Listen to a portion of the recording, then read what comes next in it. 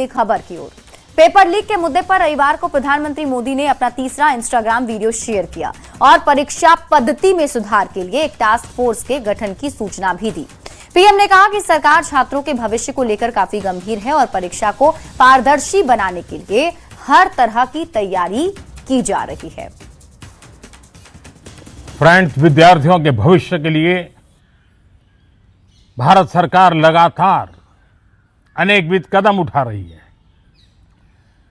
जिन लोगों ने विद्यार्थियों के भविष्य के साथ खिलवाड़ किया, वे जेलों में सड़ रहे हैं। हमने फास्ट ट्रैक कोर्ट बना चुके हैं।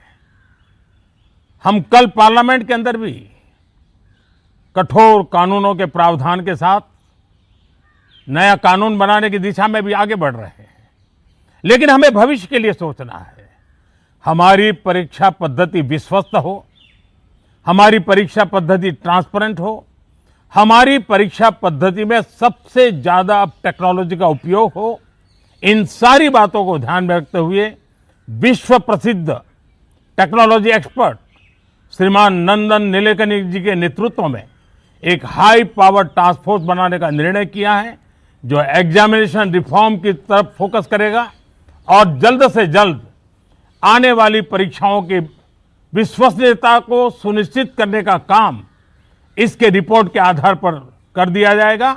बहुत बहुत धन्यवाद।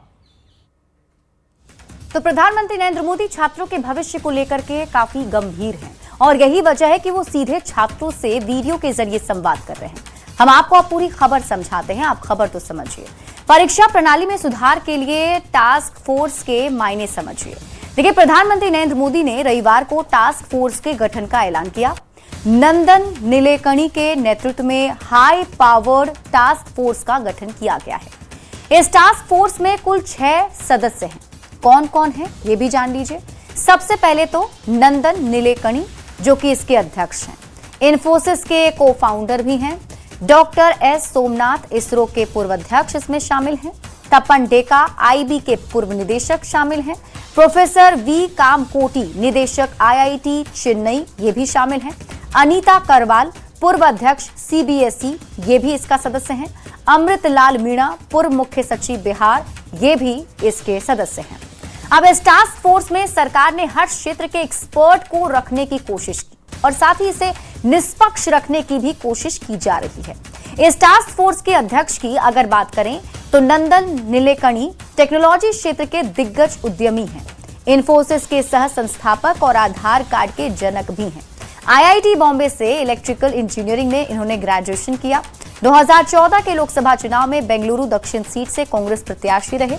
बीजेपी के अनंत कुमार के हाथों 2 लाख से ज्यादा वोटों से हार गए थे। अब आप ये समझिए कि टास्क फोर्स का काम क्या होगा, यानी ये फोर्स काम क्या करेगी। तो परीक्षा प्रणाली में सुधार की बात कही जा रही है। ढांचागत बदलाव पर जोर दिया जाएगा, यानी इसके सदस्य ढांचागत बदलाव पर जोर देंगे। पेपर को कैसे सुरक्षित रखा जाए, पेपर को सुरक्षित करने की रणनीति तैयार करेगी। परीक्षा को पारदर्शी कैसे बनाया जाए, इस पर योजना बनाई जाएगी। एनटीए को मजबूत करने की जिम्मेदारी भी इन सदस्य पर होगी। नियमों में जरूरी बदलाव के सुझाव भी ये दे सकेंगे, यानी टास्क फोर्स पूरी तरीके से परीक्षा को किस तरीके से पारदर्शी तरीके से कराया जाए, इस पर योजना बनाएगी।